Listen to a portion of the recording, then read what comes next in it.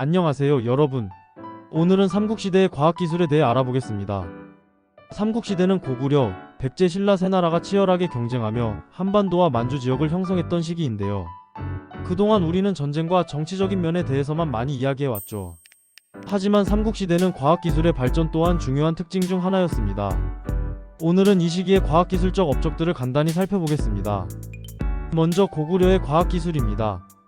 고구려는 전쟁을 중심으로 발전한 나라였지만 그 안에서도 뛰어난 과학기술이 존재했습니다. 고구려는 특히 군사적인 측면에서 혁신적인 기술을 발전시켰습니다.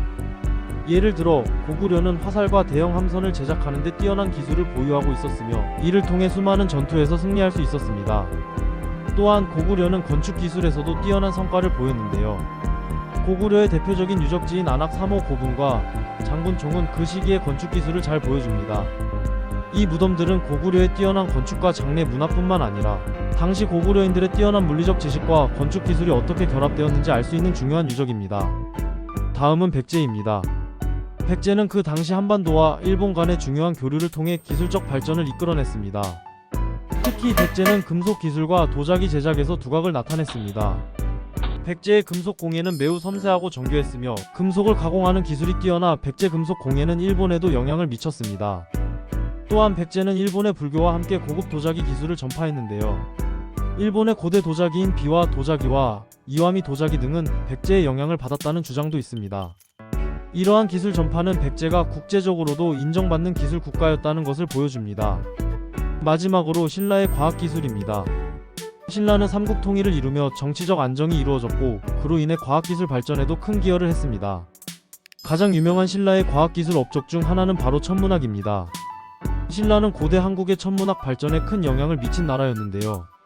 특히 신라의 첨성대는 동아시아에서 가장 오래된 천문대 중 하나로 당시 천문학 기술의 수준을 보여줍니다. 첨성대는 신라의 진흥왕이 천문학적 연구와 국가적 기도를 위해 만든 건축물로 이 건물은 천문학 연구뿐만 아니라 당시 사람들이 우주와 시간을 어떻게 인식했는지 보여주는 중요한 유적입니다. 또한 신라는 수학과 기하학에도 높은 수준을 자랑했으며 그 시기의 건축물과 성곽에서 이를 확인할 수 있습니다. 삼국시대는 군사적 전투와 정치적 격동의 시대였지만 그만큼 과학기술적 성취도 중요한 부분을 차지했던 시기였습니다. 고구려는 군사적 기술과 건축 기술에서 뛰어난 성과를 이루었고 백제는 금속 공예와 도자기 기술을 발전시켰으며 신라는 천문학과 수학 기술에서 중요한 업적을 남겼습니다. 이 모든 기술들은 단순히 그 시대를 넘어서 후세의 한국과 동아시아에 큰 영향을 미쳤습니다. 오늘은 삼국시대의 과학기술에 대해 간단히 살펴봤는데요. 다음에는 더 흥미로운 역사 이야기를 들려드리겠습니다. 감사합니다.